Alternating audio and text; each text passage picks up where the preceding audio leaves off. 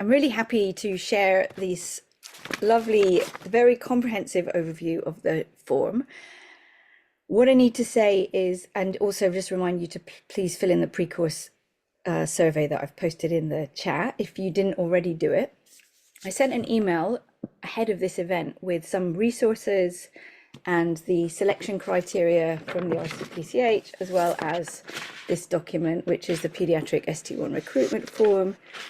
So those are emailed to you, but they're easy to find if you Google them on the RCPCH. So I would say don't think of putting in an application or starting to work on your application unless you've read through those forms, because you'll just end up, wasting your time having to go around them. They're very thorough, and there's also a video to watch, but it's not very, very comprehensive. So I'm going to share these lovely slides. So Nadine De Silva is one of the colleagues at Soft Landing, and she unfortunately had a last-minute rota problem, so she couldn't come here today to present. But she's left us with some really great slides that give a very thorough explanation. She's kind of taken apart all the parts and the scoring sheet, and so we'll share that with you, and you can watch again on the video once that's done. So thanks to Nadine. I just wanted to share her friendly and kind face with you, even though she's not here to tell her journey, but just to kind of hopefully give you guys some hope that it is quite possible. She came from India, and she's worked for a little while as a trust grade, as a clinical fellow, which I think is definitely an ideal route into application. And then she did her ST1 application. So these are the things. The thing to say is probably that these slides have got quite a lot of words in them. You can watch back the video and kind of take a closer look at them. So apologies for that, but that is quite important, I think, so that you have everything that you would need to make a good application. So if you're going to start your application, and probably most of you already have because we're getting closer to the deadline, what you need is your CV, by which I mean your full employment history with your exact dates, the start and end, and exactly any dates that you had any gaps in your employment. You need to have 3 referees, your CREST form that we've mentioned already, and visa sponsorship details. You need to have a pediatric life support certificate if you can, if you have one. If you don't, that's fine. Level 2 safeguarding if you have one, and list of additional degrees and qualifications with a place of study, grade awarded, and the date that you got it.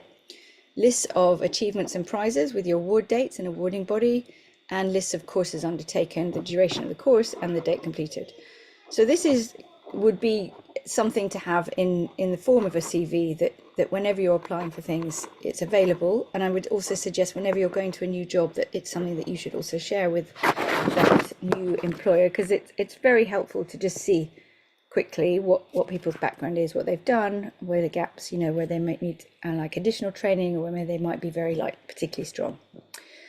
So those documents that I mentioned, that I shared with you, anyone who registered for the course by last week, by Friday, I've sent an email out. I can share the email to those who didn't get it. If you put your email in the chat, we'll try and do that. But really, if you just Google RCPCH plus ST1 application, it will take you to the page and give you those forms. Right, so just to make everyone, we all agree that pediatrics is the best speciality, and a cute photo of Dr. Glaucomflecken in his pediatric personality.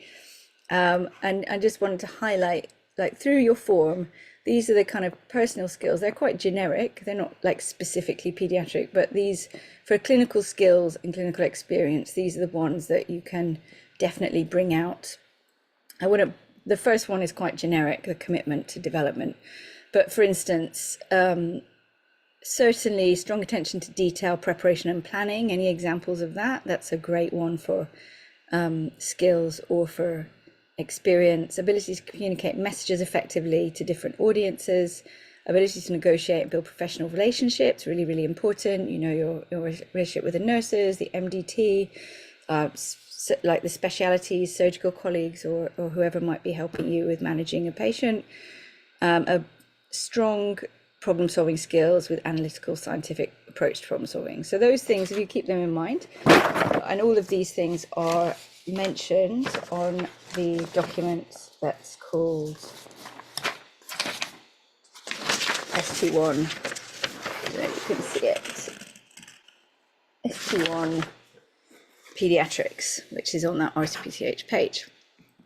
So it's a new round this time. Can someone give me like a 5-minute warning of when we're going to break? We're going to break the form into 2 parts. I'm going to talk on clinical skills, clinical experience, and the next one. And then we're going to have a little gap and some questions from you all. And then I'll talk about the quality improvement, the audit, the research, and the teaching. Otherwise, it's too much of me just talking. But this is the first year, for you it won't make a difference, but for us guiding you, it's a new application form this year with much shorter sections where you just write quite short answers. So you have to be very succinct and very kind of clear about what you're trying to tell them. Otherwise, apart from that change, oh, excuse background noises, my kids have come home, so sorry for that. So apart from like the form, how it is, actually a lot of the detail is still the same thing. So the big things remain the same. You need to include your additional qualifications, highlight your transferable skills, reflect on clinical experience and show how that's made you good candidate for pediatrics. Talk about like either audit or quality improvement or both. Talk about learning and leadership, examples of your academic achievement and activities related to teaching, and finally, like what makes you suitable for a career in pediatrics. And those things are covered. You have one section for each, and you've got quite a tight word count for each of those. So we are going to go through the form bit by bit, and it's going to be slightly painful, but it's going to be very useful. So that's why we're going to stop halfway and have a bit of a chat and hopefully some questions. So it's not just me talking. But what I wanted to do, so first question is, my screen is a little bit cut off. But the first question about additional qualifications. So on Oriel, what Nadine has helpfully done, and hopefully you recognise this from, you've already gone onto Oriel and had a look at the form and started filling it. On Oriel is the section below, and above she's put the scoring. So whenever you're filling any of the application form, keep in mind how it's scored. So for the maximum marks, you need a PhD. Most people aren't going to have that, so don't worry. Or an MSc for 2 points. Again, most people aren't going to have that, but you definitely, you might have a postgraduate diploma or a postgraduate certificate, but most people probably are going to have a 0 for this. And there's a list, there's a drop-down menu on Oriel so that you can choose one of them. If you think your qualification kind of is a diploma, and certainly if in home country it took a certain amount of time, or if it took like a full year of study or something like that, something quite significant, but it's not actually called a diploma or certificate, I would say it's reasonable to choose diploma or certificate and then use your 50 words to explain why it's more or less equivalent to a diploma or certificate. Yeah, by which would mean you've taken 1 day a week for 6 months, like a 9 to 5 day, or you've written like this many essays and they've been submitted to the university and then they were marked and you got on merit or whatever it is, to show the real value of the thing that you want to have considered. Yeah, so I wouldn't just not put it in if it's not exactly right, but you will have to explain why it's relevant. Okay, so that's kind of easy. The big ones, transferable skills and clinical experience. And these two overlap quite a bit. So don't worry if you're a bit confused. It is a bit confusing, but we'll try and unpick it. And there's not really like 100% right answer either. It's like, you know, it's just showing the markers that you've thought about the questions and you kind of understand why you've got passion for pediatrics and you understand what they're looking for, what it means to do pediatric career in the NHS. So for transferable skills, again, the Oriel questions as they are laid out are at the bottom, and then this is the mark scheme. So you want to ideally be going for the 5 marks. So that means you need to give 5 examples and they need to be all quite different, and they need to show they need to be relevant, and they need to show how it's prepared you for a career in pediatrics. Yeah. So the first part is you tell about the skill, whatever it is, and then so what's the skill, and what have you got? What is your skill, and how you use it, and then how does that prepare you for a career in pediatrics? Now let me just see. And then you've got a very large amount of skills that you can demonstrate, and these have been told to you on the document. Where's my camera? Pediatrics ST1 on the RSPCH website. Yeah, so you choose any of those skills would be my recommendation, either the workplace skills or the clinical skills. Yeah.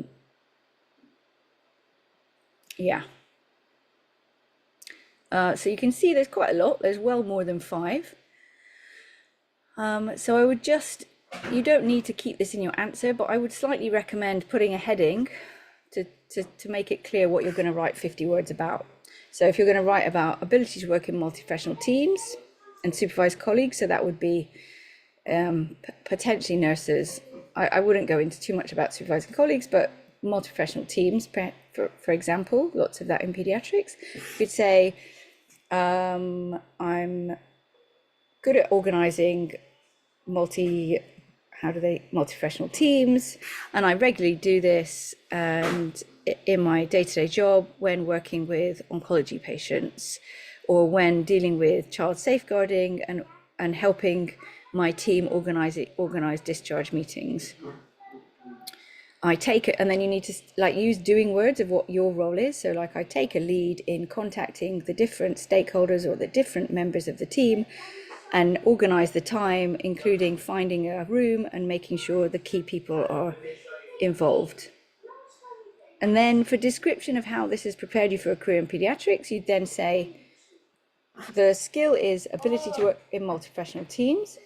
So for multi-professional teams, how this is prepared you for a career in pediatrics, and it doesn't matter if the example wasn't about pediatrics, but you'd say how this has prepared me for a career in pediatrics is that in much of pediatrics, managing that, achieving the optimum, the best outcome for the child is often done by working in multi-professional teams and having the opportunity to develop the skill of negotiating with different team members will help me to be better prepared for a career in pediatrics, something like that. It's a little bit repetitive. I think as long as you say that you kind of include what it is that you're trying to tell them, which is working in multi-professional teams, then that's fine. They should probably give you the mark. And I think just consider this section, each example, just consider that you've got 100 words. Yeah, you've got the first paragraph is to tell them about whatever it is. And then the second bit is to say why that is relevant. Yeah, so it's obviously relevant because they put it in the job description. So you just need to say, I love working in multi-professional teams because I am a great communicator and I like organizing and I like getting the best outcome for my patient, which is done by working in a multidisciplinary fashion. Anything like that is they'll have to give you the mark. Okay, so hopefully that's a little bit reassuring because you've got all of these things to write on. You can lead in making decisions, organizing, motivating team members, managing and prioritize your own or others' time. So that can be like dealing with rota problems, or sorting out your job list with the other juniors in the morning. Quite basic things you can use. Or on the weekend or on call, like deciding, prioritizing who's, you've got a list of ill patients, who you're going to go to first, and that then you can just say, and, that means that I'm good at finding out, when I'm on call, I can be a safe doctor and make sure that I manage the emergency things first, and then organize my urgent things so that everything is completed in a timely fashion. And if not urgent, then it can be handed over. So I keep my patients safe, whatever, something like that. Ability to manage and prioritize I've said that. Monitor developing situations, work safely under pressure. All of these, you can use them. And then I'd also say you can use, if you have specific pediatric examples, at least try and bring those in, so that say that you've got some good ability to recognize an ill child and institute some immediate management. and then like escalate it appropriately, or a nice example about like what's hard working with young people and what's like very rewarding about it. And then especially as well, if you have an example about coping with workplace stress, because that's pediatrics is acute and can be quite stressful, or like helping with supporting well-being, because that's a very topical thing in the UK post-COVID, and maybe many places as well. And also for clinical skills, don't forget, if you're really good on procedures, you can say I'm very good on procedures, and that would be particularly helpful with small children or neonates or whatever. If you have any safeguarding, then that would be a great example. And that's it. So Okay, thanks, Nadia. That's been really helpful. I feel like I've missed a section though, haven't I missed? Yeah, we've missed clinical experience. Oh, it's not showing. It shows on, it doesn't show on the big screen. It shows on the non-slideshow, but it doesn't show. Yeah, Let me our just, next section's QI that we're able to see. okay, hang on. Let me go back to it and I'll do it. Apologies, people online. I'll have to do it from here. Yeah. And I'm not sure why it doesn't show in screen in, no, it doesn't. So I'll just have to do it not in slideshow, and I'll do it quickly so that we try not to get too behind. Oh, I can't do it like that. I have to do it like this. Sorry, it's a little bit small. Let me put it in the middle. So basically, there's a subtle difference between that section, clinical skills, and clinical experience, but it's kind of not that different. But where I would put the focus for clinical experience, and again, maximum marks is for all 5 are clear and distinctly different. Transferable experience, which can be in pediatrics or not in pediatrics, demonstrating clear reflection and relevance with descriptions of how they prepared you for a career in pediatrics. So instead of with the other one, it was more a focus on like, why has this made you ready for pediatrics? Like, what does the pediatrician do all day?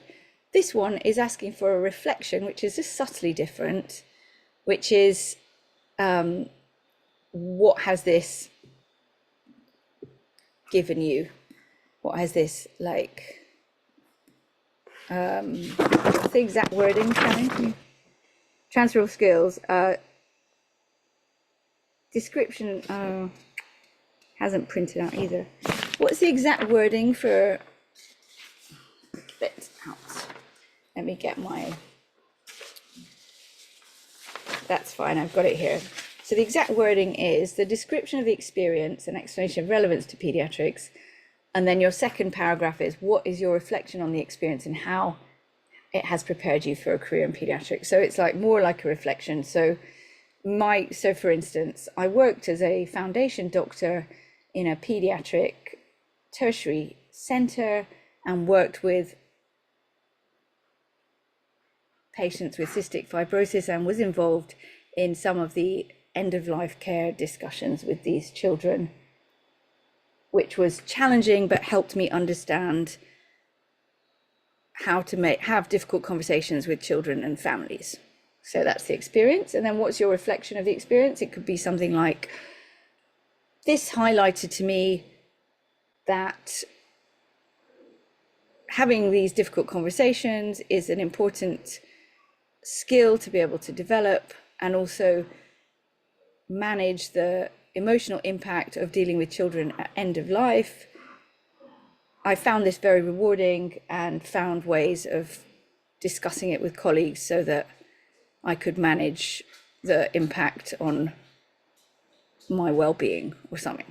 Yeah, I'm making it up on the spot, so like it's not amazing, but that kind of thing, okay? So let's have a little break from me talking, and maybe hopefully there's some questions in the chat. I think because there's a lot of people, it probably would be much easier if one of the team reads the questions out and we kind of answer them. Just because by the time we unmute you, although we'd love to see you and hear you, it will probably take a long time. It'll probably eat into the time. What do you guys think, Shannon? And Yeah, sure, we can do that. Yeah. Okay. I've tried answering some of the questions already. So I'll just try and find one. Okay. I think it's one of them asked if they've been in a diploma course back home but has not passed the final DCH, that means he can't claim anything. Could you say, well, I mean, was the course to get to pass the diploma? Was that the course? Yeah. But then you didn't pass. You could say, it's a bit tricky if you didn't pass. I guess you could say that you're in the process of retaking the diploma of child health. You've done a course and you're in the process of retaking it. I mean, I don't know if they'd give you the point, but it's probably worth, just putting it like that. Yeah, and you can still write your experience in the clinical experience and your skills because you've already worked. Say that you did a 5-day course ahead, to prepare for the exam or something. Any other? Can you give an example of transferable skill? I think you've already talked about that, didn't we? I think the next one is it worth including an intercalated bachelor's in the additional qualifications to explain how it aids your pediatric skills, or as it does not score, is not worth mentioning? I think put it in academic, but don't put it in skills. Unless it's like pediatric oncology and you want to be a pediatric oncologist in the end, or it was peds neurology, like I'd keep it for the academic section or for the research. Like there's an academic section that we're going to come to. Yeah. So it would go in that, and we're going to have a whole, like another half hour at the end for questions. So if we haven't answered it in the next section, then can you re-ask it? Okay, is that it? Do we need to talk about 5 skills in 50 words? I think it's 5 examples. How could you think that? It's 5 different examples and you have 100 words per example, which are split into 2 sections. 50 on what there is and 50 on either what you learned or what you've reflected. Like that's going to make you a great pediatrician. Yeah.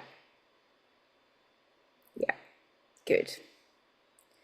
I mean, no, I didn't mean like, how can you think that? But hopefully if you've read through all the stuff, then it should be reasonably clear. And okay, so should we just do one more question whilst I drink some tea and then we'll proceed? Can unique clinical cases qualify as clinical experience? I would say yes. It's just how you write about it and reflect on it and describe it in your 100 words. Yeah, and just don't think that this form is about impressing them. It's literally just answering what they've asked you to say that you've got. So literally just pin your answers, even if it's like, oh, I diagnosed this really rare condition, or I've published on, like some pediatric condition or whatever. Just, this is ST1, yeah, this is pretty basic to get into training. So it's just make sure that you feel, you stick to those skills that I've highlighted. I hope I've highlighted them enough. I can't emphasize enough how much you need to use that to write your examples. Yes, definitely. Questions are about FOP and TAS, whether that can be used. Unfortunately, FOP and TAS cannot be used. It's been excluded from scoring any points. That's very sad. That is pretty disappointing. I apologize. It's nothing to do with me, but I'm sorry for that, because that is stupid, because surely you'd want that, but I don't know why they've chosen to do that. Okay, so I will proceed with the rest of the form and then we can go back to questions. And team, thank you so much for going for it in the chat. At the end, maybe we can, for the second half an hour, maybe we can unmute people and just get to hear the voices of everyone. So that would be nice, wouldn't it? So quality improvement audit. Yes, that's right, isn't it? Good. Oh, I wonder if we should stop and start again, just so they're not so massive sections. I'm going to do that. For